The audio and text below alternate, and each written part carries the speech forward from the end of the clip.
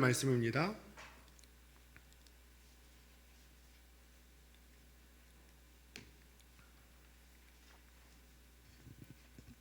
창세기 2장 20절부터 25절까지의 말씀을 한 절씩 교독하여 읽습니다.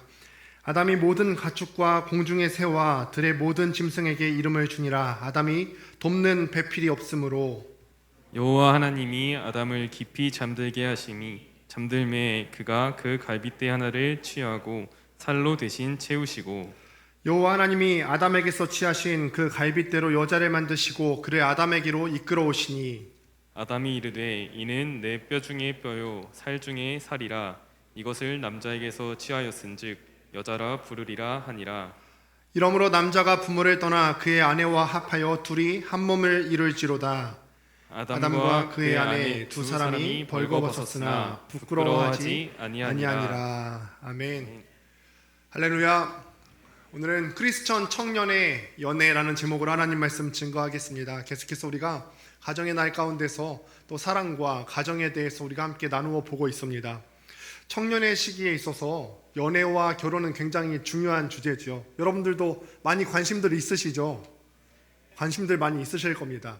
그런데 또 아이러니하게도 우리가 관심이 있는다 하면서 사실 관심을 많이 기울이지 않는 것이 또한 이 주제라고 생각이 되어져요. 그래서 오늘의 이 시간에서는 우리가 일반적인 의미에서의 그냥 세속에서의 연애가 아니라 과연 믿는 사람으로서 크리스천으로서 우리가 이 연애를 어떻게 바라봐야 되는지, 어떤 목적이 있는지에 대해서 함께 생각해보는 시간을 가지고자 합니다. 하나님께서는요, 오늘 본문 말씀을 보시면은 창세기 2장에서 맺어주시는 것을 한번 보십시오. 하나님께서 맺어주시는 한 쌍의 커플들을 보면은 한 남자와 한 여자를 맺어주세요.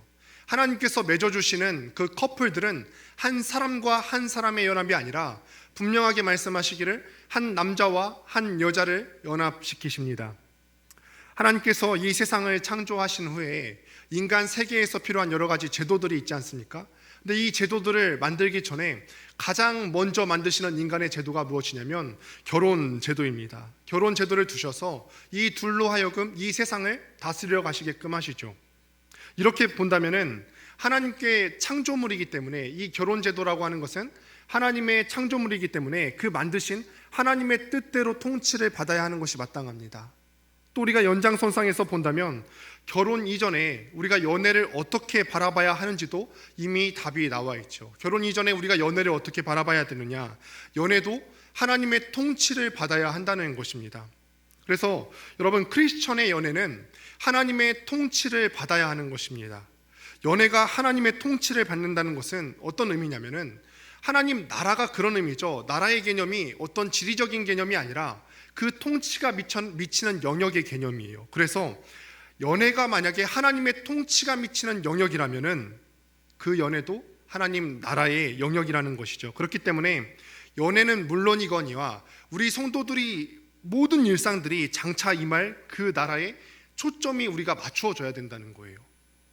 크리스천 청년에게 연애야말로 그야말로 세상 사람들에게 우리가 구별되었다는 것을 보여주기에 최적의 것입니다.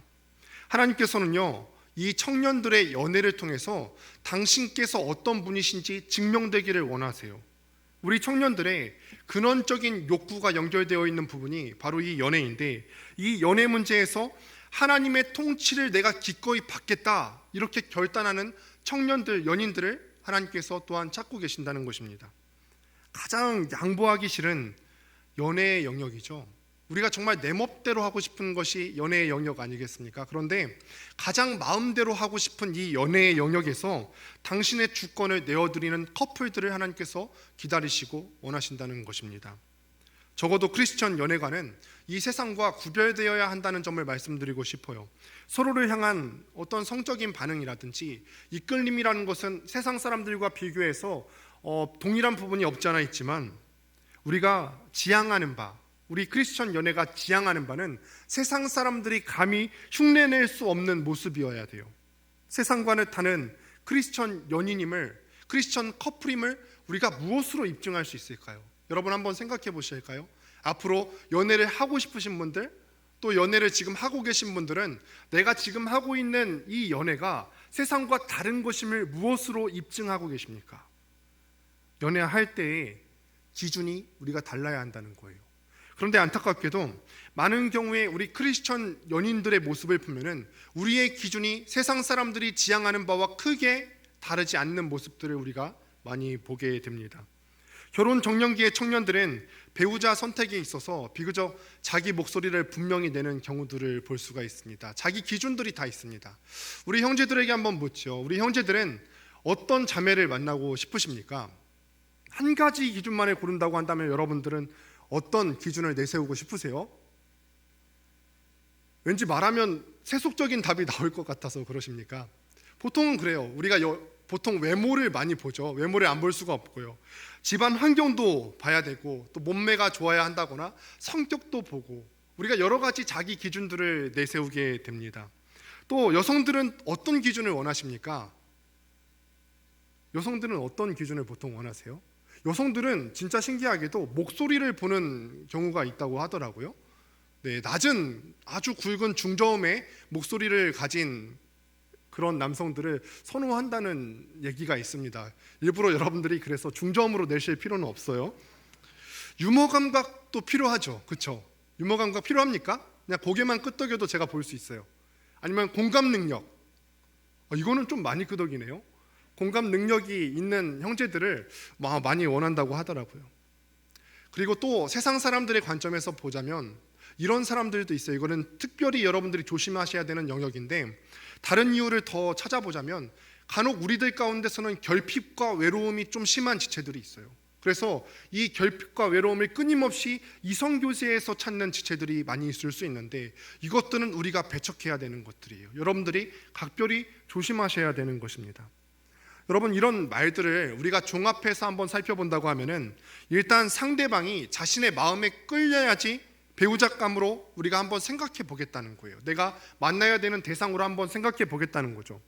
다시 말해서 우리가 연애를 시작하기 이전부터 벌써 우리는 자기중심적으로 생각하고 있다는 거예요. 내가 하나님께 묻기보다는 내가 벌써 내가 원하는 것들이 있어요. 상대방에게 내가 상대방을 통해서 이루고자 하는 나의 기준점이 있습니다. 상대방이 내가 원하는 대로 반응했으면 좋겠고 내가 세운 기준을 충족시켜야지 그 연애를 시작할 수 있다는 말입니다. 그런데 문제는요, 여기 있는 우리들조차도 교회의 청년들조차도 이런 방법으로 우리가 연애를 시작하는 데 문제가 있습니다. 물론 이런 것들이 우리가 무작정 피해야 되는 것들은 아니죠. 우리가 외모도 볼 수 있고 다른 기준점들을 우리가 가질 수 있는데 더 중요한 우리가 우리만의 기준점이 있어야 된다는 거죠. 세상의 그들과 마찬가지로 우리도 배우자 선택에 있어서 우리만의 기준이 다 있는 모습들을 보게 돼요. 어떤 자매는 형제의 신앙은 물론이거니와 경제력도 있고 당연히 인물도 있어야 한다는 기준을 갖고 있고요. 또 어떤 형제는 자매의 신앙은 물론이거니와 그 자매의 가족들 전부가 신앙을 갖고 있어야 된다는 기준을 갖는 경우들도 있습니다. 이 외에도 다른 여러 가지 기준들을 들 수가 있을 것입니다. 이처럼 교회 청년들도요, 연애와 결혼에 대해서 저마다 분명한 기준을 갖고 있어요. 당연히 우리가 하나님의 자녀된 사람으로서 우리만의 기준을 갖고 있는 것이 명확해야 됩니다. 그러나 문제가 뭐냐면 세상의 그들이 세속적인 사람들이 연애를 하는 방식과 우리가 연애를 하는 방식이 크게 다르지 않다는 데 문제가 있어요. 대체적으로 저도 여러분들에게 권면할 때에는 신앙을 가진 이성과 또 먼저 시작하기를 여러분들에게 권면을 드립니다. 물론 우리가 전도할 수 있는 영역이 있지만 우리가 믿음의 가정을 이루는 첫 번째 스텝은 믿음의 배우자를 만나는 것이죠. 그러나 여러분들이 혹 그러지 못한 상황에 있는 분들은 좌절하지 마시고 그 믿음의 배우자가 될 수 있도록 여러분들이 포기하지 말고 기도하시기를 간곡히 부탁을 드립니다. 여러분, 제가 여러분들에게 말하고자 하는 바는 우리의 생각을 한번 바꿔보자는 거예요. 연애에 대한 이런 기본적인 생각을 한번 바꿔본다는 거예요. 우리가 크리스천으로서 기준을 가져야 되는데 굳이 연애하는데 기준을 가져야 될 필요가 있나? 이런 생각들을 한번 깨보자는 거죠. 일단 성경을 보면요, 여러분, 지금과 같은 연애 방법은 찾아볼 수가 없습니다. 인류 최초의 연애이자 결혼은 바로 오늘 본문 가운데 나와 있죠. 오늘 본문을 읽은 대로 하나님께서 직접 아담과 하와를 창조하셔서 짝지어 주시고 그 후로 계속되는 연애와 또 결혼을 살펴보자면은 어떤 당사자들의 로맨틱한 사랑보다도 집안끼리 맺어지는 경우, 외부적인 환경에 의해서 맺어지는 경우들이 많이 있습니다. 이삭과 리브가의 만남이 그러했고요. 또 야곱과 라헬의 만남도 마찬가지였습니다. 성경 외에 일반 역사에서도 크게 다르지 않았습니다. 사랑하는 대상을 내가 결정한다, 내가 연애해서 만난다고 하는 것은요, 겨우 20세기에 들어와서야 생겨난 변화예요. 그 전까지는 연애와 결혼을 선택하는 어떤 자기 권한이 없었고, 오히려 집안의 결정이나 또는 결혼 중매인이나 기타 사회적 요건에 의해서 이 연애와 결혼이 결정이 되었었죠. 지금과 같은 연애 방법은 현대 문화의 어떤 특성과 맞물려서 생겨난 변화라는 것입니다. 제가 말하는 요지는 무엇이냐면은, 연애 결혼이 잘못됐다, 우리가 다시 한번 중매 결혼으로, 집안과 집안끼리의 결혼으로 돌아가야 된다라는 것이 아니라, 요지는 무엇이냐면 우리가 당연하게 생각하는 그 연애 개념이 당연한 게 아니라는 거예요. 그렇다면 우리는 질문해 봐야 됩니다. 크리스천 연애라면은 과연 세상의 방식과 어떻게 달라야 하는가? 세상에 연애하는 방식과 우리는 어떤 다른 방식으로 연애를 할 수 있을 것인가? 다시 한번 여러분들에게 강조하면서 말씀드리지만, 우리의 삶의 모든 영역은 하나님의 비전 성취, 하나님의 뜻을 이루어 드리는 것과 관련이 있어요. 따라서 크리스천 연애와 결혼 또한 하나님의 비전, 뜻을 이루어 드려야 하는 것입니다.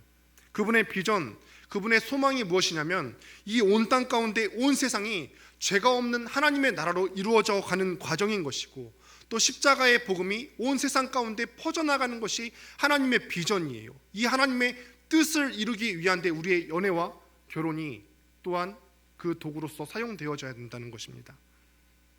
연애와 결혼은요, 모든 청년들에게 있어서 최고의 관심사입니다.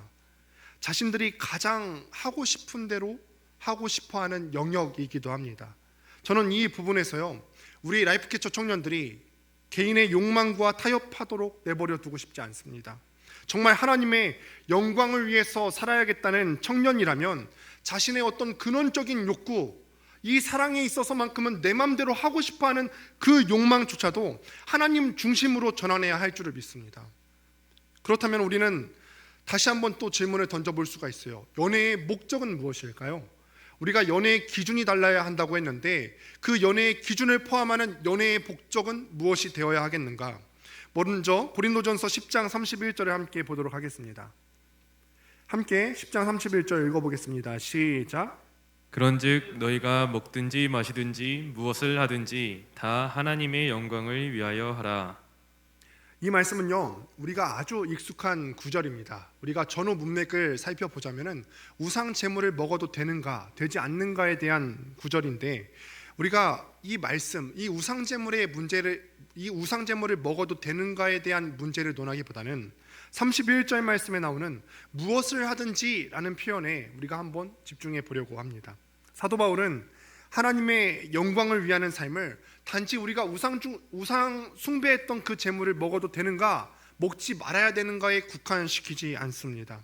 먹든지 마시든지 우리가 일상생활의 모든 영역 가운데서 무엇을 하든지 다 하나님의 영광을 위해서 하라라고 말씀하십니다. 그렇다면 무엇을 하든지에 해당되는 우리의 삶의 정황들 가운데서는 어떤 것들이 있을까요? 당시 고린도 교회에 국한시켜 보더라도 우리가 고린도 교회가 처한 여러 가지 상황들을 떠올려 볼 수가 있을 것입니다. 그들은 음행 문제가 있었고요, 또 소송하는 문제가 있었고, 결혼의 문제가 있었고, 또 음란의 문제가 있었고, 우상 숭배하는 문제들이 다 있었어요. 이런 수많은 삶의 정황 가운데 고린도 교회 교인들이 살아가고 있었어요. 사도 바울의 권면대로 이 모든 삶의 것들을 하나님의 영광을 위해서 해결해야 된다는 사실을 그들이 깨달았습니다. 이 구절이 그러면 단지 고린도 교회에만 주어진 말씀일까요? 그렇게 생각하는 사람은요, 하나님의 말씀을 너무 순진하고 또 경홀하게 생각하는 사람입니다. 성경 말씀은요, 문맥에서 특별히 이 시대에만 국한되는 상황이다라고 제한하지 않는 한 모든 시대에 모든 사람들에게 보편적으로 적용되는 말씀입니다. 그러므로 이 말씀은 오늘 수천 년을 건너 뛰어넘은 이 금천구에 있는 신일교회 라이프캐쳐 여러분들에게도 해당되는 말씀이라고 볼 수가 있죠. 그렇다면 31절에 무엇을 하든지에 해당하는 삶의 정황으로 우리는 우리의 연애와 결혼을 적용해 볼 수 있겠습니다. 연애와 결혼의 목적이 무엇이 되어야 한다고요? 다 하나님의 영광을 위해서 해야 된다는 것입니다. 이것이 우리의 연애의 목적이 되어야 한다는 거예요. 그럼 우리는 또다시 질문을 던져볼 수가 있어요. 우리가 하나님의 영광을 위해서 살아야 된다, 이 말들은 여러분들이 많이 들어보셨죠. 그렇다면 우리의 연애와 결혼이 하나님께 영광을 올려드려야 된다고 했는데, 하나님께 영광을 올려드린다는 말이 과연 무슨 뜻일까요? 하나님께 영광 올려드린다는 말은 하나님을 영화롭게 만든다는 말이죠. 근데 하나님은 이미 우리가 영화롭게 만들기 이전에 이미 영화로우신 분이시잖아요. 그런데 어떻게 우리가 하나님을 영화롭게 만들 수가 있죠? 이 말은 우리의 연애를 통하여서 하나님이 반짝반짝 빛나도록 영화롭게 만들어야겠다, 이 말이 아니라 하나님의 영화로우심을 우리가 반사시킨다는 개념으로 여러분들이 이해하시면 더욱더 쉽겠습니다. 하나님께서 창조하신 그 아름다운 세계는 하나의 거울과 같아요. 그 모든 창조한 피조물들이 하나님을 비추는, 하나님의 영화로우심을 비추는 거울로서의 역할을 감당해야 돼요. 피조물들이 하나님을 비추고 있으면은 그 피조물들은 하나님의 뜻을 이루고 있는 거예요. 하나님이 지으신 사람도요, 하나님을 비추는 거울로서의 기능을 감당할 수 있어야 됩니다. 주변 사람들을 한번 보십시오. 옆에 사람을 한번 아는 사람들 한번 보시겠어요? 옆에 있는 사람은 봤을 때 하나님이 느껴지십니까? 옆에 있는 사람들이 충분히 하나님을 비추는 거울처럼 여겨지십니까? 어떤 사람들은요, 바라봤을 때 그 거울로서의 기능을 잘하고 있는 사람들이 있어요. 이 사람을 보면은 하나님의 사랑이 이렇겠구나, 내가 이 사람의 인내를 보면은 하나님께서 나를 향해서 인내하시는 모습도 이렇겠구나, 하나님의 마음이 이렇겠구나라고 하나님의 모습을 제대로 비춰주는 거울로서의 삶을 살아가는 사람들이 있습니다. 그러나 모든 사람들이 다 이렇게 하나님을 비추는 거울로서 살아가고 있지 않아요. 어떤 사람들은 하나님의 선하심 대신에 악한 모습을 내비치는 경우들이 있죠. 얼마나 악한지, 또 얼마나 못됐는지, 얼마나 더러운지, 얼마나 다른 사람을 비방하고 욕하는데 혈안이 되어 있는지 온몸으로 보여주는 거울이 있습니다. 사람을 지으시고 또 우리의 연애와 결혼을, 그 제도를 만드신 하나님의 뜻은요, 하나님을 비추는 거울이 되는 것입니다. 하나님을 비추는 거울로 사는 것, 하나님의 선하심을 비추는 거울로 사는 것, 하나님의 깨끗하심을 비추는 거울로 살아가는 것, 이것이 바로 하나님께 영광을 올려드리는 연애라는 것입니다. 연애를 하면서 여러 가지 일어나는 일들이 있지 않습니까? 연애하면서 커플들끼리 말하는 대화들이 있지 않습니까? 그 모든 상황들에 하나님의 영광을 비추고 있는지를 한번 대입해 보세요. 연인 사이에 다툼이 있을 수 있죠. 연인 사이에 의견 다툼이 있을 수 있어요. 그러나 서로에게 치명적인 상처를 입히는 파괴적인 다툼이 하나님의 모습을 비추는 거울로서의 연애라고 볼 수가 있습니까? 그럴 수 없습니다. 그러니 연애를 꿈꾸거나 혹 지금 하고 있는 분들은 내가 꿈꾸거나 하고 있는 연애가 과연 하나님의 거룩하심과 하나님의 선하심과 하나님의 착하심을 드러내고 있는지를 한번 여러분들이 곱씹어서 생각해 봐야 됩니다. 우리 연애 사이에서 우리가 정말 사랑하는 그 연인 사이에서 뱉어지는 말들이 과연 착하고 배려하는 말들이 나오고 있는가? 그것이 정말로 우리의 연애가 다른 사람들이 보기에도 하나님의 선하심을 비추는 거울로서의 연애가 되어지고 있는가? 우리의 연애가 하나님을 비추는 거울로서 사용되어야 된다는 겁니다. 우리의 연애를 통하여서 하나님께서 영광을 받으셔야 된다는 것입니다. 그렇다면은 크리스천 청년의 연애가 하나님의 모습을 비춰야 된다고 제가 말씀을 드렸는데, 다시 한번 더 세부적으로 들어가 보도록 하죠.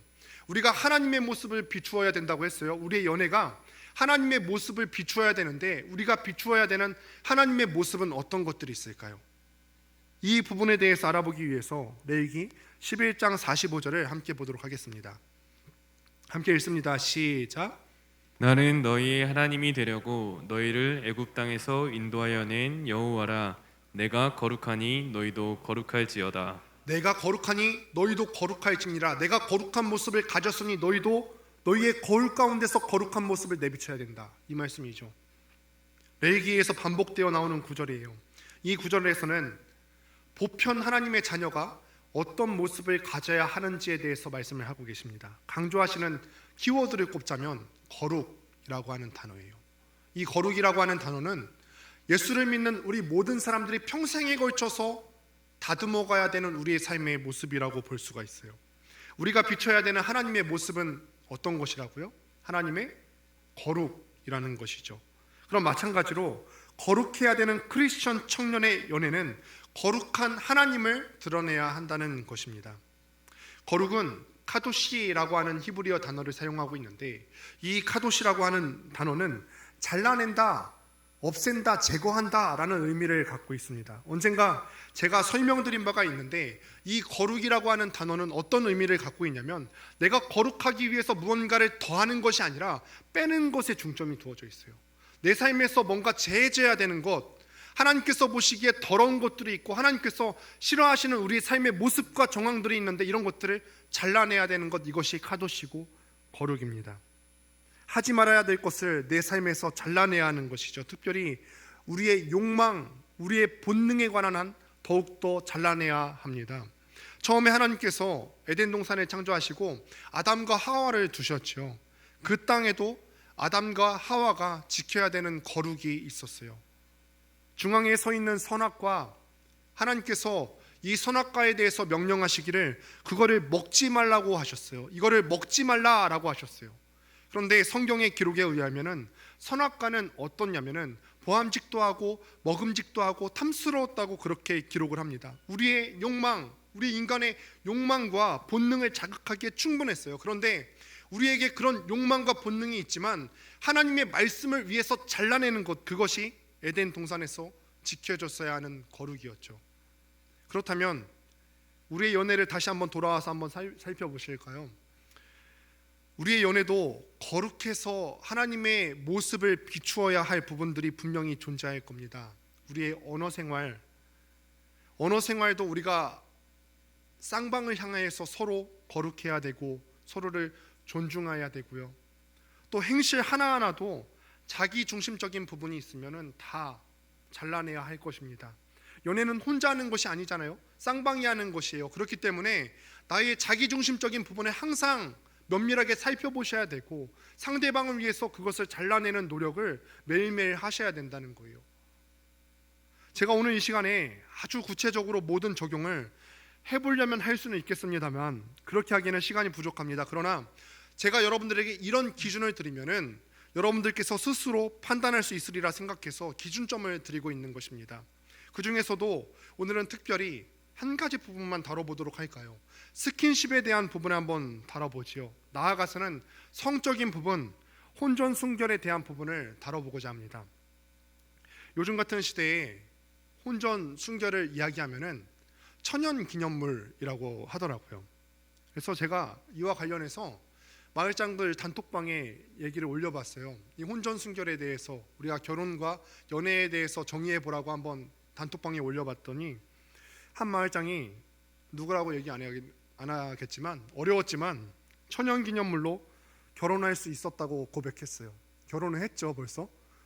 천연기념물로 결혼을 했다고 그렇게 고백을 했어요. 근데 몇몇 통계를 봐도요, 교회 청년들이나 혹은 세상의 미혼 남녀나 이 혼전 순결에 대한 의식에 별다른 차이가 없음을 우리가 보게 돼요. 참 안타까운 상황이죠. 어떤 교역자는 이렇게 가르치는 경우를 제가 들은 적이 있는데, 교회 안의 청년들도 워낙 결혼 전에 잠자리를 갖는 거에 있어서 대수롭지 않게 여기니까 이렇게 얘기하는 교역자도 있었다고 해요. 어차피 결혼할 사이면은 잠자리를 허용한다는 식으로 말했다고 들은 적도 있어요. 여러분, 저는 우리 청년들의 근원적인 욕구 문제에 대해서 아까도 말씀드렸지만 전혀 타협할 생각이 없습니다. 여러분, 절대 안 됩니다. 세상과 구별하게 되는 크리스천 연애의 중심이 바로 여기에 있기 때문에 그렇습니다. 성경이 말하는 순결의 의미는 어떤 육체적인 관계뿐만 아니라 마음에서 나오는 저급한 생각과 말과 행동과도 관련이 있습니다. 결혼 전에 연인과 단순히 잠자리만 가지지 않았다고 해서 우리의 순결이 지켜졌다고 단정할 수는 없지만, 하지만 육체적인 순결을 지키는 것은 그 중에서 가장 위대한 사실이라는 것을 여러분들이 절대로 약화시켜서도 안 됩니다. 마음의 간음도 우리가 물론 마음으로 간음하는 것, 마음으로 음란한 생각을 하는 것도 하나님 보시기에 큰 죄악이지만, 육체적 간음은 우리 몸에 새기는 것이고 우리 몸이 그 죄악의 달콤함에 대해서 기억하는 것이기 때문에 우리가 각별히 더 주의하셔야 됩니다. 고린도전서 6장 13절 말씀을 한번 보도록 하겠습니다. 함께 읽습니다. 시작. 음식은 배를 위하여 있고 배는 음식을 위하여 있으나 하나님은 이것저것을 다 패하시리라. 몸은 음란을 위하여 있지 않고 오직 주를 위하여 있으며 주는 몸을 위하여 계시느니라. 주님을 위해서 우리의 몸이 순결하게 유지되어야 한다는 뜻입니다. 여러분, 죄라고 해서 다 똑같지가 않아요. 여러분, 다 똑같다고 생각해서는 안 됩니다. 우리가 어차피 마음으로 저지르나 행동으로 저지르나 어차피 같은 죄니까 이것을 핑계 삼아서 혼전순결에 대해서 우리가 무감각해지면 정말 곤란하죠. 웨스트민스터 소규리 문답을 보면은 모든 죄가 다 동등하게 가증한 것이 아니라는 점을 대해서 나와 있습니다. 웨스트민스터 소규리 문답 83문에 보면은 모든 죄가 다 동등하게 가증한 것이 아니라고 기록이 되어 있어요. 하나님을 나의 주님으로 고백합니다. 하나님을 나의 주인으로 인정합니다. 나는 그분의 통치를 따르겠습니다. 이 말은 나의 근원적인 욕구 문제에서 가장 잘 드러난다는 거예요. 가장 양보하기 싫은 것이지 않습니까? 스킨십하는 부분들, 우리가 더 사랑을 나누는 부분들에 있어서 하나님의 거룩한 뜻에 맡기지 않으면은 아직 나는 그분의 다스리심에 있어서 온전히 순응하지 않는 상태예요. 이것은 비단 청년들뿐만 아니라 저 같은 기혼 남녀에게 있어서도 동일하게 적용되는 문제입니다. 성관계라고 하는 것은요, 파기할 수 없는 언약관계, 한번 부부로 맺어졌으면 파기할 수 없죠. 그 부부 사이에만 허용된 것입니다. 왜냐하면 남녀가 가장 친밀하고 은밀하게 서로의 모든 것을 공유하는 행위이기 때문에 그렇습니다. 성적인 쾌락, 이것은 부부가 서로 연합하고 하나됨을 오감으로 인식하게 하는 하나님께서 우리에게 특별하게 주신 하나님의 선물이에요. 이미 여러분들 중에서도 혹시 있을 수 있어요. 그렇다면 이미 저는 혼전순결이 깨졌는데 어떡합니까? 그런 분들에게는 또 이렇게 당부를 드리고 싶습니다. 여러분, 죄는 저질렀지만 괜찮습니다. 우리가 괜찮은 이유는 우리의 죄가 괜찮아서가 괜찮은 것이 아니라 하나님께서 큰 우리의 죄를 용서하실 수 있는 자비로우신 하나님이시기 때문에 괜찮습니다. 그러나 여러분들께서 이 부분에 대해서는 철저하게 회개하셔야 돼요. 회개라는 말은 내가 그 부분에 대해서 다시는 하지 않겠습니다, 결단하고 돌아서는 것입니다. 이 부분을 하나님께 약속하셔야 됩니다. 그렇다면 우리가 또 생각해 볼 수 있어요. 목사님, 그러면은 결혼 전에 스킨십은 어디까지 허용될 수 있을까요? 여러분, 결혼 전에 스킨십 어디까지 허용될 수 있다 생각하십니까? 뽀뽀! 우리 천연기념물은 혹시 어디까지 허용될 수 있다 생각하실까요? 네, 뭐 뽀뽀까지는 일단 나왔어요. 여기에 대해서 여러분들이 많은 또 궁금증이 있으실 거라고 생각을 합니다. 결론부터 말하자면요, 스킨십의 어떤 표현 기준을 우리가 획일화해서 말할 수는 없습니다. 나라마다 또 문화마다 사람마다 차이가 나기 때문에 그렇습니다. 그럼에도 스킨십을 추구하는 최소한의 가이드라인과 타협할 수 없는 그 부분이 있거든요. 타협할 수 없는 최후의 지점을 여러분들이 연애를 하게 된다면 서로의 상대방과 함께 이 지점을 설정을 하셔야 돼요. 우선 스킨십의 가이드라인은 연인 사이를 지켜보시는 하나님이 계시죠. 그 하나님을 동시에 의식하고 우리가 사랑할 수 있는 기준이어야 합니다. 왜냐하면 크리스천 연인들이 각각 우리가 하나님으로부터 멀어지게 된다면 결국 이 사귀고 있는 그 둘의 사이도 멀어지기 때문에 그렇습니다. 단지 우리가 성적 이끌림 때문에 서로의 관계가 가까워지고 깊어졌다고 여러분들이 절대로 착각을 해서는 안 됩니다. 하나님과의 관계가 멀어지면요, 연인과의 관계도 반드시 멀어진다는 그 원리를 여러분들이 명심하셔야 됩니다. 만약에 우리가 스킨십을 하다가 서로가 불타올라서 하나님의 존재를 망각하고 순결에 대한 그분의 말씀을 우리가 잊고 싶다면, 무시하고 싶은 충동이 올라온다면 여러분들은 그 라인에서 즉각 여러분들의 스킨십을 멈추셔야 합니다. 사실 이 상태가 되면은 스킨십을 제어하기가 매우 어렵습니다. 불가능합니다. 또 어느 한쪽이 다른 한쪽의 마음 상태에 아랑곳하지 않고 자신의 성적 흥분을 탐닉하고 스킨십을 하는 것도 여러분들이 즉각적으로 중단하셔야 됩니다. 이것은요, 사랑을 표현하는 행위가 아니에요. 나는 너를 사랑하기 때문에 이러는 거야. 절대 그 말이 사실이 아닙니다. 이거는 거짓말입니다. 이거는 자기의 성적 욕구를 만족시키려는 이기심에 불과합니다. 어쩌면 우리는 스킨십이라고 하는 것을 우리의 사랑을 표현하는 방법으로 잘못 이해하고 있었을지도 몰라요. 그렇다면 우리는 스킨십으로 사랑을 표현하는 것이 아니라 어떻게 우리의 사랑을 표현할 수 있을까요? 사랑이 과연 무엇이죠? 우리가 사랑을 어떻게 정의할 수 있을까? 이 질문은 종교와 상관없이 다양한 사람들에 의해서 다양한 방법으로 정의되어 왔습니다. 철학자들은 여러 가지 철학적 개념으로 이 사랑을 정의하려고 했었고요. 생물학자들은 이 사랑을 두고 호르몬의 분비에 따른 이 육체의 변화에 따라서 설명할 것이고, 심리학자들은 대개 서로를 향한 정서적인 친밀감으로 이 사랑에 대해서 정의하려고 할 것입니다. 이런 사실은 뭐냐면은 사랑에 대해서 우리가 한 문장으로 정의하기는 매우 어려울 수 있겠다라고 말할 수가 있습니다. 저는 종종 이 연애와 결혼에 대해서 청년들과 함께 만나고 신방할 때면은 사랑이 무엇인지 정의해 보라고 묻는 경우들이 있어요. 그러면 각자 평소에 자기가 말하고 싶은 사랑의 개념에 대해서 쏟아놓기 시작하죠. 사랑을 여러분들이 정의한다면 어떻게 말할 수 있을 것 같으세요? 사랑을 정의해 보라 하면 어떻게 말씀하실 것 같으세요? 네? 사랑은 상대방을 위해서 헌신하는 것이다 라고 말하는 사람도 있을 거고요. 또 사랑은 상대방을 위해서 나의 모든 것들을 다 희생하는 것이다 라고 말할 수 있는 지체들도 있겠어요. 또 사랑은 성경에 나온 대로 오래 참는 것이다, 혹은 사랑은 끝까지 우리가 함께하는 것이다. 대답이 끝나고 나면은 또 한 가지 질문을 던져볼 수 있겠습니다. 사랑할 때 어떤 증상이 나타나는지 대답하라고 하면은 이렇게 답변이 많이 올 겁니다. 사랑에 빠지면은 이가 보고 싶어지고, 사랑하게 되면은 하루 종일 생각나고, 사랑하게 되면은 심장이 막 두근두근거리고, 사랑에 빠지니까 행복감이 넘쳐나고 매일 목소리 듣고 싶어지고. 저도 벌써 10년이 지난 이야기지만 그때는 통화가 이렇게 우리가 어떤 통일 요금제가 아니었기 때문에 첫 달 연애를 하는데 소위 이제 썸을 탄다고 하죠. 그때 전화비가 20만 원이 넘게 나온 거예요. 웬일이야 나왔는데요. 20만 원이 넘게 나왔어요. 사랑에 빠지면 나오는 증상이 이렇죠. 저만 그렇지 않을 거예요. 목소리 듣고 싶고요. 계속 그 사람 생각만 하면 두근두근거리고요. 이 사람 생각하다 보니까 학교 수업도 내용도 잘 안 들어와서 학점은 엉망이 되어가고요. 가만히 들여다보면요, 흥미로운 점이 발견이 되는데, 사랑이 무엇이냐고 여러분들에게 말해보라고 하면은 거의 한결같이 사랑의 정의에 대해서는 사랑의 의지적인 측면을 강조를 합니다. 헌신하고 오래 참고 끝까지 함께하고, 우리가 뭔가 그 사람을 위해서 나의 무언가를 포기한다는 개념은 다 의지의 영역에 속합니다.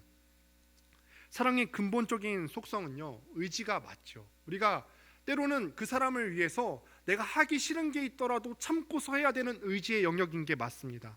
무엇보다 성경 본문이 이것을 증언하고 있는데, 고린도전서 13장 4절부터 7절 말씀을 보도록 하겠습니다. 같이 한번 읽어보도록 하겠습니다. 시작. 사랑은 오래 참고, 사랑은 온유하며 시기하지 아니하며, 사랑은 자랑하지 아니하며 교만하지 아니하며, 무례히 행하지 아니하며, 자기의 유익을 구하지 아니하며, 성내지 아니하며, 악한 것을 생각하지 아니하며, 불의를 기뻐하지 아니하며, 진리와 함께 기뻐하고, 모든 것을 참으며, 모든 것을 믿으며, 모든 것을 바라며, 모든 것을 견디느니라. 우리가 함께 읽은 이 고린도전서 13장은 소위 별명이 붙여져 있죠. 사랑장이라고 하는 별명이 붙여져 있는데, 사도 바울의 진술입니다. 사랑은 처음부터 시작해서, 처음에는 사랑은 오래 참고로 시작해서 우리가 함께 읽은 7절의 마지막을 보면은 모든 것을 견디느니라. 사랑의 의지적인 측면이 우리 사랑의 기본적인 속성이 됨을 성경에서 말하고 있죠. 반면에 사랑할 때 나타나는 증상들을 말해보라고 하면은 거의 한결같이 사랑의 감정적인 측면에 대해서 언급하고 있음을 이제 우리가 볼 수가 있습니다. 그 사람 보고 싶고요, 그 사람 생각나고, 그 사람만 생각하면 우리가 스킨십을 원하고, 행복감이 넘친다는 개념은 우리가 그 사람을 향하여서 느낄 수 있는 감정의 영역에 속합니다. 어떤 분들은요, 사랑은 감정이 아니라 의지이다 라고만 얘기하는데, 저는 여기에 완벽하게 다 동의할 수는 없습니다. 불충분한 설명이라고 생각을 합니다. 사랑은 의지와 감정을 동시에 포함하고 있는 것입니다. 사랑을 경험하는 우리는요, 이미 그 두 가지를 모두 다 인식하고 있습니다. 따라서 사랑은 의지라고만 가르치거나 사랑을 감정 상태로만 주장하는 것은 바람직하지 못하고 불충분합니다. 즉, 이 둘을 한마디로 표현한다고 한다면 우리 화면에 나온 대로 이렇게 표현할 수가 있겠습니다. 사랑은 감정을 수반하는 의지의 작용이다.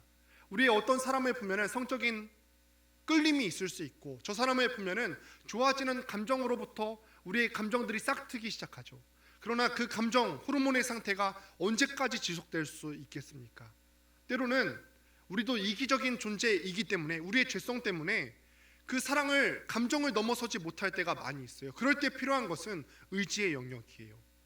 하나님께서 허락하신 저 사람을 위해서 내가 의지적으로 참고 노력해야 되는 부분들이 생겨난다는 것이죠.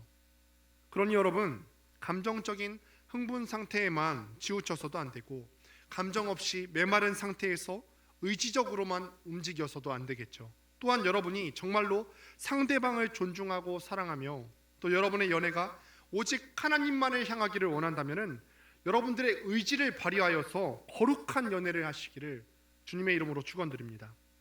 사랑하는 여러분, 말씀을 마무리합니다. 우리 이 청년의 시기가 아름다운 이유 중 하나는 연애와 결혼이 있기 때문이 아닐까라는 생각을 해보게 됩니다. 하나님께서 아름다운 제도로서 이 결혼을 주셨고, 그 결혼에 이를 수 있도록 연애를 할 수 있게끔 하셨어요. 이렇게 아름다운 건데, 하나님께서 허락하신 이 아름다움도 우리가 바르게 알지 못하고, 바르게 하지 못하면 오히려 추할 수 있고 악할 수 있습니다. 이 연애를 통하여서 우리가 하나님을 바르게 비춰주는 거울로서의 역할을 감당하지 못한다면, 우리가 하는 이 연애가 하나님 앞에 가장 아름다운 것이 아니라 가장 더러울 수 있다는 거예요. 그분의 창조물인 우리가 연애하는 것과 결혼하는 것의 목적이 무엇이어야 하겠습니까? 하나님의 영광, 하나님을 영화롭게 하기 위해서입니다. 우리 연애를 통하여서 거룩하신 하나님을 비추고 거룩하신 하나님이 드러날 수 있도록, 여러분들의 연애 가운데 더러운 것들이 있다면 더러운 것들을 다 제거하시기를 바랍니다. 여러분의 연애 가운데 거룩하신 하나님이 드러나실 수 있도록 연인 가운데 특별히 입술에 드러나는 것들에 있어서 여러분들이 주의하십시오. 스킨십에 있어서 여러분들이 절제를 발휘하셔야 됩니다. 감정뿐 아니라 여러분들의 의지를 동반하여서 사랑을 할 수 있게 되기를 바랍니다. 하나님께서 허락하신 이 기쁜 관계 가운데서 여러분들이 부디 이 가운데서 풍성하신 하나님의 사랑을 맛볼 수 있기를 주님의 이름으로 축원드립니다. 우리 다 같이 일어나서